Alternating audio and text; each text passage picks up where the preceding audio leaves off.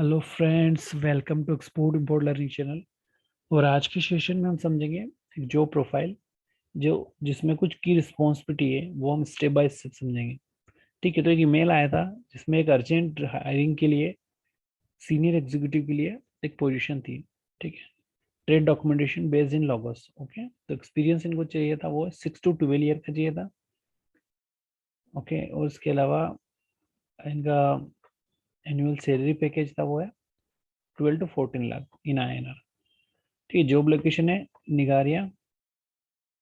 So currently we are hiring a senior executive trade documentation based in Lagos. ये उनका email आया था, वो जो हम रीड करें। तो a few job responsibilities are under, वो क्या है वो हम समझ लेते हैं। ठीक है, pre shipment document and post shipment document, this is the basic documentation of the import and export. तो जब भी कोई इंटरव्यू के लिए प्रिपेयर करो या फिर किसी भी कंपनी में जाने की अगर इच्छा रखते हो, तो हमें सबसे पहले प्री शिपमेंट और पोस्ट शिपमेंट डॉक्यूमेंट का पता होना चाहिए कि ये क्या होते हैं। ठीक है, तो प्री शिपमेंट की अगर बात करें तो प्री मतलब पहले, शिपमेंट डिस्पैच करने से पहले जो डॉक्यूमेंट की हमें ज़रूरत होती है कस्टम एग्जामिनेशन के लिए, उनको प्री शिपमेंट डॉक्यूमेंट कहते हैं। और पोस्ट शिपमेंट डॉक्यूमेंट ये है जो कि शिपमेंट हमारी शिप पे चढ़ जाती है, इंडिया की टेरिटरी को क्रॉस कर जाती है, उसके बाद के जो डॉक्यूमेंट चाहिए हमें पेमेंट के लिए, वो होते हैं पोस्ट शिपमेंट डॉक्यूमेंट। ठीक है, तो प्री को थोड़ा सा देख लेते हैं। जब भी गुड्स को डिस्पैच करेंगे, जब हमारी फैक्ट्री से गुड्स कार्गो स्टफ होके कंटेनर में या बाय बॉक्स, एयर की शिपमेंट हो तो बाय बॉक्स ट्रक में लोड हो गए हमारी फैक्ट्री को छोड़ेगा, तो वहां पे हमें जो ड्राइवर है उसको हमें कुछ डॉक्यूमेंट देने होंगे, जो कि कस्टम की रिक्वायरमेंट के अकॉर्डिंग एक सेट ऑफ डॉक्यूमेंट होते हैं, वो हमें प्रिपेयर करके देने होते हैं। तो उसमें commercial invoice, packing list, tax invoice, e way bill, इसके अलावा कस्टम का फॉर्मेट और shipping bill, checklist shipping bill. Okay, checklist की जो एक प्रिंट आती है उसमें शिपिंग बिल नंबर होता है, जब हम अप्रूव कर देते हैं तो वो सेट ऑफ डॉक्यूमेंट हमें ड्राइवर को देने हैं। तो ये प्री शिपमेंट डॉक्यूमेंट हो गए। सेम टाइप से जब शिपमेंट आपकी एग्जामिनेशन हो जाएगी, इंडिया की टेरिटरी को क्रॉस कर जाएगी, then we need to prepare the documents which call the post shipment document. Post shipment document में क्या होगा? पोस्ट शिपमेंट डॉक्यूमेंट में होगा आपका as per contract documents. Okay, जो आपका बायर से जो भी कॉन्ट्रैक्ट हुआ है कि बायर को पेमेंट के लिए कौन से डॉक्यूमेंट हम देंगे तब वो पेमेंट करेगा। ठीक है, तो वो डॉक्यूमेंट सेट आपको बैंक में लगाने हैं, यहाँ पे अपने इंडिया की बैंक में। ठीक है, वो इसलिए लगा रहे हैं हम कि एक लेटर पे हम लिख के दे रहे हैं कि हमें इस पर्टिकुलर बायर से इस कंट्री में इतनी पेमेंट कलेक्ट करनी है, क्योंकि हमने यहाँ से गुड्स डिस्पैच कर दिया। तो ऐसा एक लेटर प्रिपेयर करके देंगे जिसको बिल ऑफ एक्सचेंज कहते हैं। ठीक है, और उसमें जो कॉन्ट्रैक्ट में डॉक्यूमेंट लिखे वो we will prepare the set of document with that applications, with that bill of exchange. What are the documents? वही जो बेसिक डॉक्यूमेंट होते हैं वो हम पढ़ देख लेते हैं। 3 copy of invoice, 3 copy of packing list, insurance, certificate of origin, bill of lading, this are the basic document. और it's depend on the country wise country. ठीक है, तो ये डॉक्यूमेंट हमें प्रिपेयर करें, तो ये होगा प्री शिपमेंट और पोस्ट शिपमेंट होगा। अब coordination with the foreign customer. ठीक है, तो how we can coordinate with the foreign customer? Simple सा कि स्टार्टिंग में क्या कोऑर्डिनेशन हो सकता है? गुड्स को डिस्पैच किया, ठीक है, इंटीमेट किया कि हमने यहाँ से गुड्स निकाल दिया, दिस कोऑर्डिनेशन। सेकंड कोऑर्डिनेशन, हमने सेट ऑफ डॉक्यूमेंट प्रिपेयर किए बैंक के लिए और प्री इंटीमेशन डॉक्यूमेंट के थ्रू उसको भेज दिया, प्री अलर्ट भेज दिया कि हमने गुड्स निकल गए और बैंक में डॉक्यूमेंट लगा रहे हैं पेमेंट के लिए। तो ये आपका कोऑर्डिनेशन हो गया। इसके अलावा और कोऑर्डिनेशन क्या हो सकता है? वो हमसे पूछा कि हमारी शिपमेंट कहाँ है, तो we can track on on site, on website. जो भी शिपिंग लाइन से हमने कंटेनर को डिस्पैच किया है, बुकिंग ली थी, उस शिपिंग लाइन की वेबसाइट पे जाके कंटेनर नंबर या BL नंबर डाल के उसको ट्रैकिंग डिटेल देंगे। और क्या कोऑर्डिनेशन हो सकता है?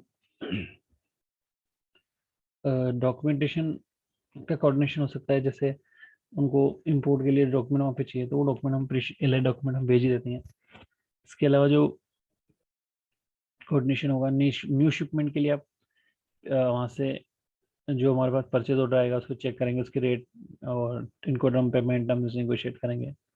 तो such kind of negotiation we have to do. उसके बाद है एक्सपोर्ट डॉक्यूमेंटेशन। सो एक्सपोर्ट में जो भी डॉक्यूमेंट्स हमें ज़रूरत होती है उसका पूरा नॉलेज होना चाहिए। यहाँ पे हमने प्री शिपमेंट पढ़ा था, यहाँ पोस्ट शिपमेंट पढ़ा, और यहाँ पे अदर डॉक्यूमेंट्स अगर बात करें तो कई सारे डॉक्यूमेंट्स होते हैं एक्सपोर्ट के। ठीक है, शिपिंग बिल हो गया, उसको पूरी तरह से चेक करना आना चाहिए, इसमें जो डिटेल डाल रहे हैं वो कैसे डाल रहे हो। ठीक है, शिपिंग बिल को अप्रूव करने के लिए हमें पूरी डिटेल चेक करनी है properly. Buyer address, exporter address, ठीक है, AD code, GSTN, weight, goods description, HSN, licence details. Okay, these are the very important document. Currency, okay, currency भी हमें शिपिंग बिल में प्रॉपरली चेक करना है सो दैट कि कोई प्रॉब्लम हमें ना हो। ठीक है, कोऑर्डिनेशन विद द सीएचए। ठीक है, coordination with CHA is very important part. If we see we are just going to export any goods from India, then in this case first there is a very important task, we need to hire the CHA. So हमें CHA को higher करना है। ठीक है, तो what we do for the CHA hiring process, first we check out the very best service providers CHA around us. Okay, and then we take the rates.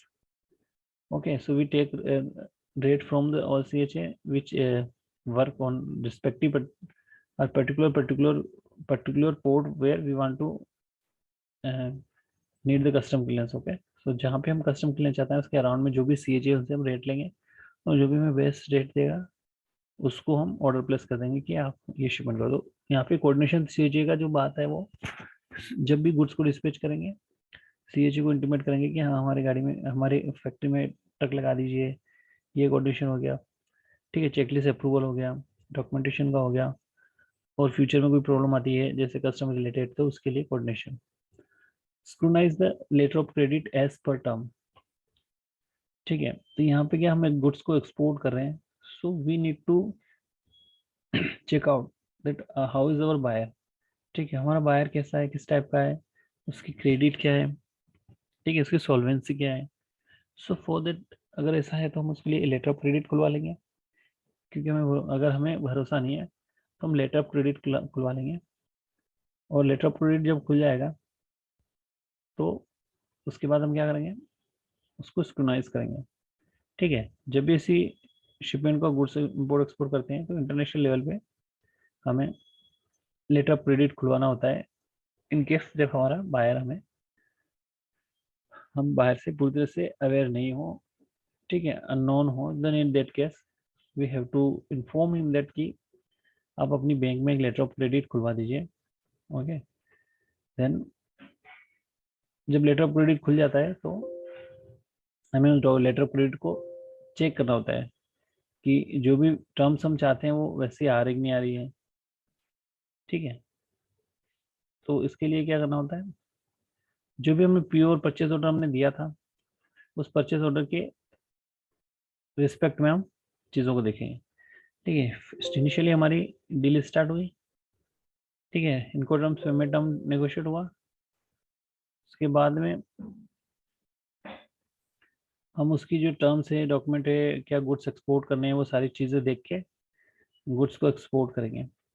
ठीक है, तो यहाँ पे क्या है, इम्पोर्टेंट चीज़ क्या है कि हमें अपने बायर पे के बारे में नॉलेज नहीं है, इसलिए हम क्या कर रहे हैं यहाँ पे कि उसको ये बताना चाह रहे हैं कि आप एक लेटर ऑफ क्रेडिट खोल दो सो दैट कि we can dispatch the goods. ठीक है, उसमें जब लेटर ऑफ क्रेडिट खुलवाएगा उसको पूरी तरह से उसकी टर्म एंड कंडीशन चेक करनी है, क्योंकि जो बैंक है वो मोस्टली जो है क्या है, जो गुड्स एक्सपोर्ट करता है उसके फेवर में टर्म्स रखेगी, क्योंकि एप्लीकेशन उसी ने दी है, बायर ने दी है, तो हमें ये चेक कर लेना है कि हमारे लिए वो टर्म एंड कंडीशन ओके है या नहीं है।